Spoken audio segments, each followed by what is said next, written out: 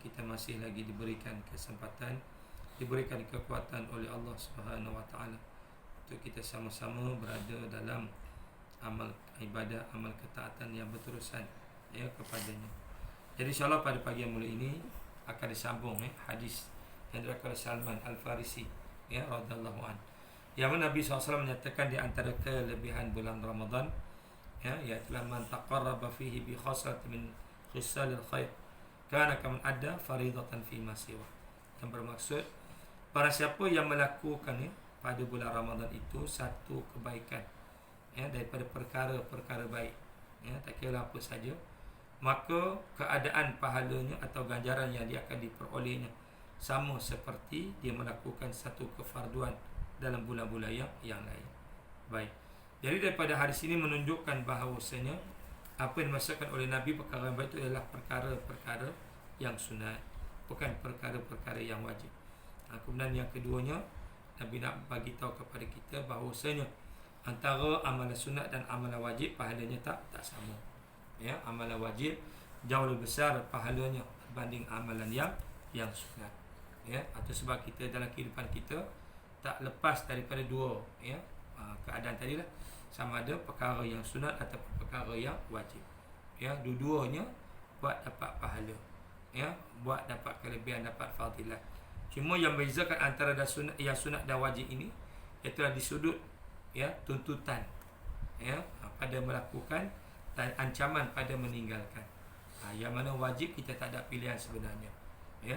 Tapi manusia memandai-mandai membuat pilihan sendiri. Ya, seperti Allah SWT telah menetapkan supaya menutup aurat. Orang perempuan melabuhkan tudung melebihi paras dadanya. Itu contoh tu perintah wajib. Tiba-tiba hari ini ada daripada orang perempuan yang mengaku Islam tiba-tiba tak nak tutup aurat. Tak bersedialah, tak sampai sepulah apalah. Sedangkan bukannya pilihan tu, itu adalah suatu perkara yang kita kena buat.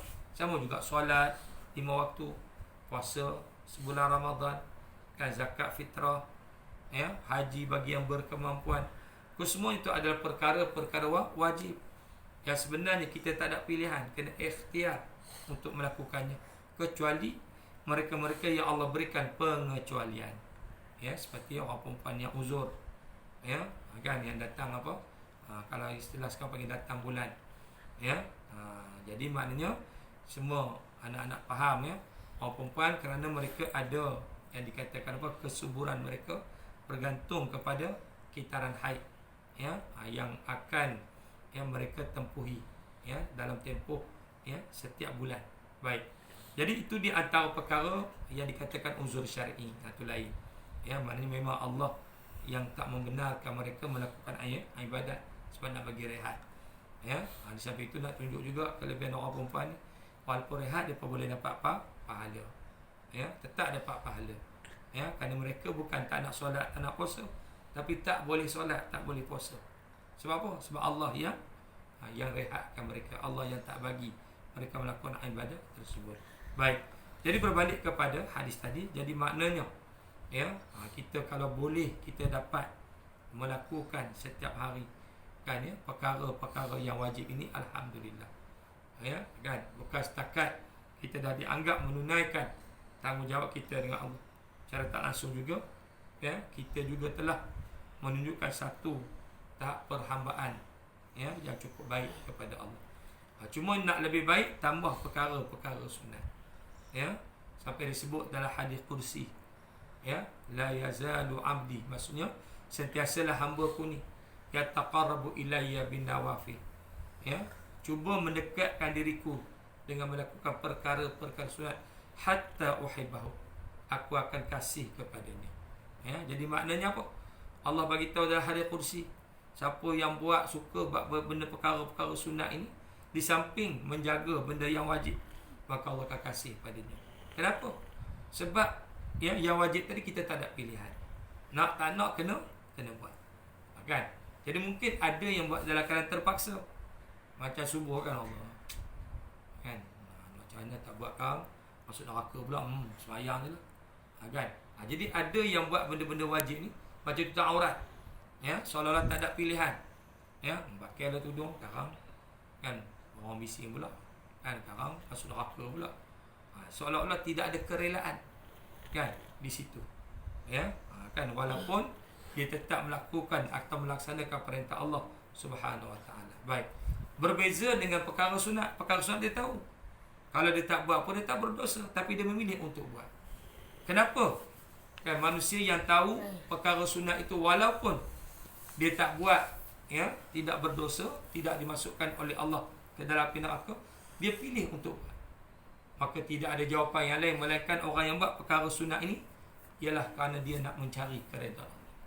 Kerana nak mencari rahmat Allah Subhanahu Wa Taala. Kan macam baca Quran. Aku tak baca bukan dosa pun. Betul. Tapi kenapa dia pilih untuk baca? Sebab dia tahu dengan baca Quran itu dia dapat rahmat Allah. Kan? Dia dapat petunjuk Allah. Ya, dia dapat pengkhabaran gembira daripada Allah. Ya, itu sebab hebatnya orang yang rajin buat benda sunat di samping menjaga benda yang wajib. Kenapa disebut begitu? Kerana ada manusia yang suka buat perkara sunat tetapi dia tak suka buat benda wajib. Yang ni tak ada apalah. Sebab kita kena ingat setiap perkara yang sunat itu Allah akan terima setelah yang wajib itu ditunaikan. Contoh, kita buat sembahyang tarawih berapa rakaat? 8 rakaat atau 20 rakaat. Ya, witir tambah lagi 3 rakaat. Tapi isyak tak sembahyang. Dia dapat tak apa-apa dari solat tarawih dia? Dapat tak apa-apa daripada solat witir? Tak dapat. Mana boleh? Nampak? Ya, itu sebab kita kena hati-hatilah. Sebelum kita nak buat perkara yang sunat, kena cek perkara-perkara yang wajib. Ya, sama juga anak-anak dalam kehidupan.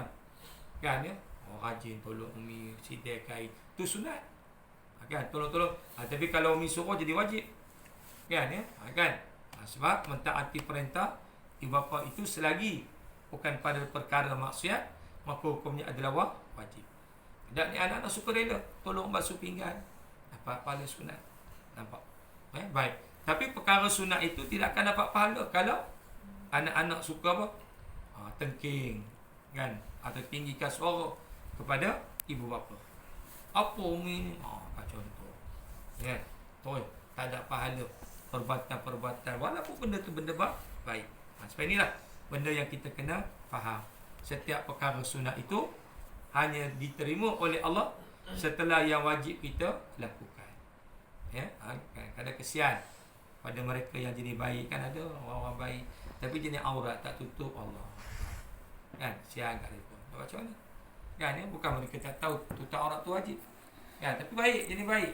Ada jenis rajin menolong, pemurah.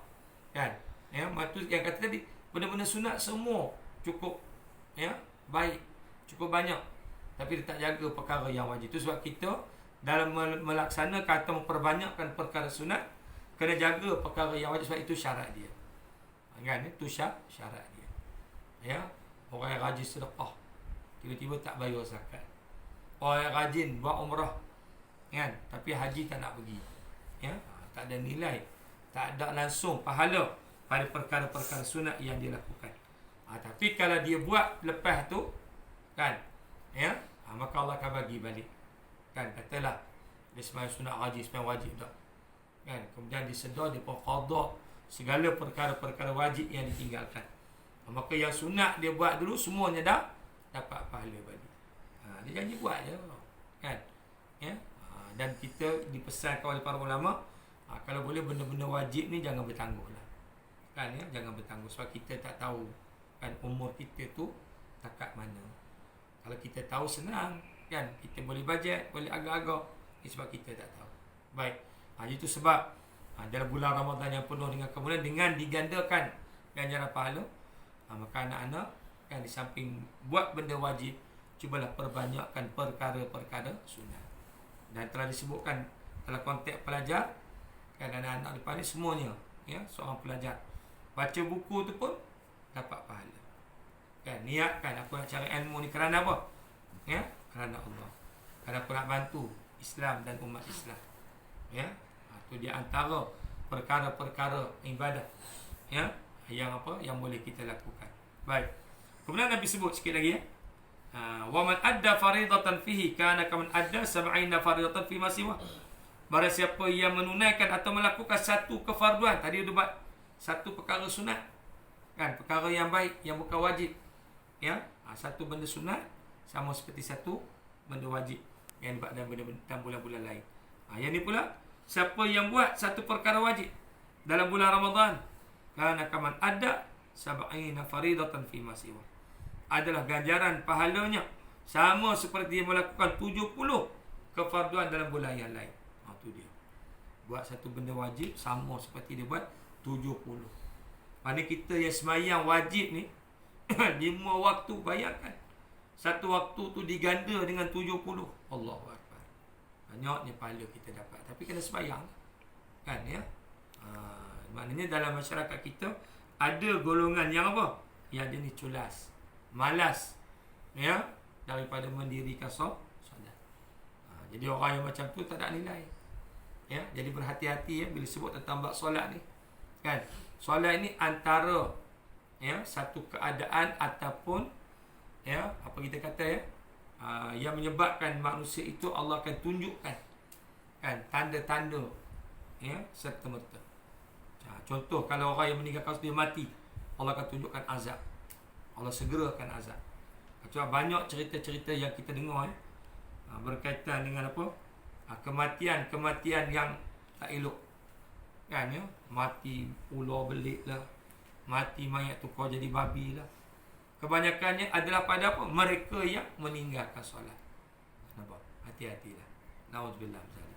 Ya, itu sebab kita perkara-perkara yang wajib, benda-benda fardu, kita cubalah, kan, ya, jaga, buat yang terbaik, ya, jaga segala peraturan, syarat sah dan sebagainya. InsyaAllah ganjaran pahala yang janjikan cukup besar. Sama seperti apa? 70 kali wajib dalam bulan-bulan yang lain. Jadi rugilah kalau siapa yang tidak melakukan, ya, perkara wajib serta meninggalkan perkara yang sunat, kerana ganjarannya terlalu besar.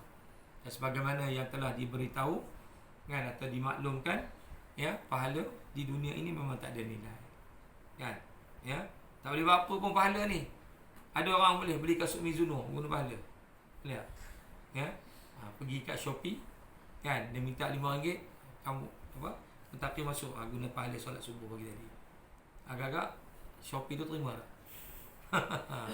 Tak ada nilai. Orang tak nak pahala ni, ya. Tapi bila kita mati, itulah perkara yang paling kita cari. Sampai ke kita bukan cari daripada amalan kita saja, bahkan kita cari daripada amalan orang lain. Siapa yang boleh kita ambil pahala? Zidane tengok solat, solat dulu Haji menyakat Zidane, Haji boleh Zidane, contoh. Dia akan tuntut, kan, setiap perbuatan yang buruk, yang zalim yang dilakukan ke atas dia. Kalau kita tak boleh buat benda-benda tak elok pada orang lain, ya. Sebab setiap perkara yang tak baik, yang zalim itu, Allah akan apa? Berikan peluang kepada orang yang dizalimi itu menuntut hak, ya. Nampak? Atau kita hidup dekat dunia ni, biarlah kita saling apa? Ya, sayang, menyayangi, kasih, mengasihi, kan. Dia Nabi kata, kalau kamu nak buat sesuatu pada orang, pastikan perkara yang kamu nak buat pada orang tu benda yang kamu suka orang buat pada kamu. Kita suka apa? Orang bercakap betul, kita cakap betul dengan orang, kan. Kita suka orang apa? Baik dengan kita, kita baik dengan orang. Kita suka orang hormat kita, kita hormat orang. Ada senang je. Itulah yang dikatakan sifir kehidupan, kan, ya. Jadi apa saja benda yang kita nak orang buat pada kita, kita buat pada orang, insya-Allah, ya, kita akan dapat kebaikan daripada perkara tersebut. Baik, itulah yang dapat dikongsikan pada pagi yang mulia ini berkaitan dengan apa? Pahala sama ada daripada perbuatan sunat ataupun perbuatan yang wajib. Jadi cubalah dalam bulan Ramadan ni kita perbanyakkan, ya, perkara yang sunat di samping menjaga perkara yang wajib. InsyaAllah, ya. Allah tidak pernah menyia-nyiakan atau mempersia-siakan satu amal kebaikan pun yang dilakukan oleh hamba-hambanya, sampailah hamba-hambanya jemu untuk melakukan ibadat. Allah sebabkan dia memiliki segala, Allah tak heran. Allah nak bagi, nak apa, ambil. Allah boleh bagi. Sebab Allah tak berhajat, kan. Sebab Allah tu sempurna, kan, maha kaya daripada apa? Berhajat kepada satu. Yang berhajat ni kita nak apa? Minta pada Allah Subhanahu wa ta'ala. Tapi nak minta pada Allah, kan, kena pastikan kita ni daripada kalangan orang-orang yang layak untuk dikasihi oleh Allah Subhanahu wa taala. Layak untuk mendapat rahmat daripada Allah Subhanahu wa taala. Ya, ni kalau Allah pun benci kat kita, Allah pun tak suka kat kita, habis. Kan? Ya. Macam mentak ni, kalau abah dengan umi tak suka, kalau minta abang umi ada dapat ke? Tak dapat. Kan? Tapi sebab rajin tolong, kan? Nak beli apa, betul. Sampai abang fikir dia ni rajin tolong, kan? Tak apalah. Contoh, pasal apa? Ya, sebab ada rasa sayang dan kasih, kan? Abang umi tu kepada apa? Anak-anak. Kesian bagi nak. Cuma kalau abang umi tak kesian, nak lantak lah, nangis berguling lah kamu. Ya, tak bagi apa pun. Jadi maknanya, kan, walaupun benda ni taklah sama, boleh kita dibandingkan, kan, ya, manusia dengan Allah Subhanahu Wa Taala. Ya, tapi lebih kurang sama lah. Kita nak dapatkan satu perkara kurniaan Allah, tentulah, kan, kita kena, kan, pastikan kita layak untuk mendapatkannya. Iaitulah layak daripada, ya, maksudnya kita layak untuk mendapatkan. Kenapa? Kita termasuk di kalangan orang yang dikasihi oleh Allah SWT. Sebab kalau Allah kasih pada hamba ni, cakap nak apa Allah boleh bagi. Tapi kalau Allah benci, jangan haraplah. Nauzubillah.